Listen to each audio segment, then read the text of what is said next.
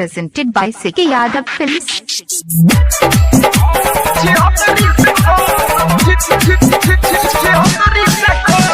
DJ Umesh Sukhipur बाजार मनीष अकेला recording studio Sitamarhi. अब हम तोरा से बातों नहीं करबो, नैहर में ये बहुता यादों नहीं करबो, नैहर में ये बहुता यादों नहीं करबो। अरे अब हम तोरा से बातों नहीं करबो, नैहर में ये बहुता यादों नहीं करबो। तोरा से सुपर छै हमर बलम, तोरा से सुपर छै हमर बलम। अच्छा लगेलही ससुराते में जखम छही नहीं के जानत छी हतरी से कम। चल गेलही ससुरा में तेने जखम हमरा तेने जखम छही नहीं के जानत छी हतरी से कम। चल गेल ससुरा में तेने जखम हमरा तेने जखम छही नहीं के जानत छी हतरी से कम।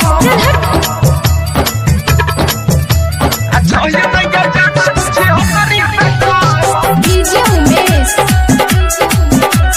सुखीपुर बाजार मिक्स बाय मनीष अकेला।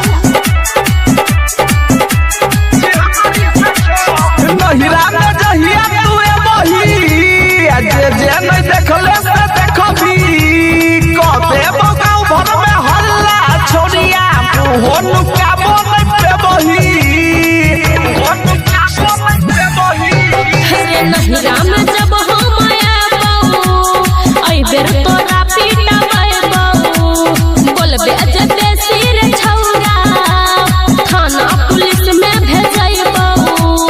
तोरा से तनियो नहीं छियै हम कम, तोरा से तनियो नहीं छियै हम कम।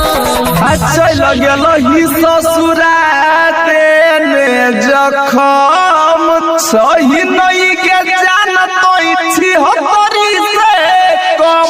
चल गेलही ससुरा में तेने जखम हमरा तेने जखम छही नहीं के जानत छी हतरी से कम।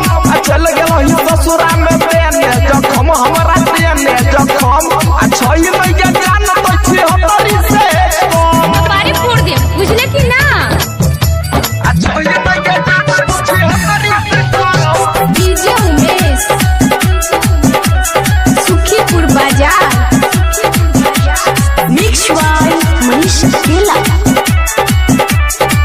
Presented by Siki Yadav Films. कोयला बनाबै छै गोरी सीरिये यादव से तू दूरी आ कहै छौ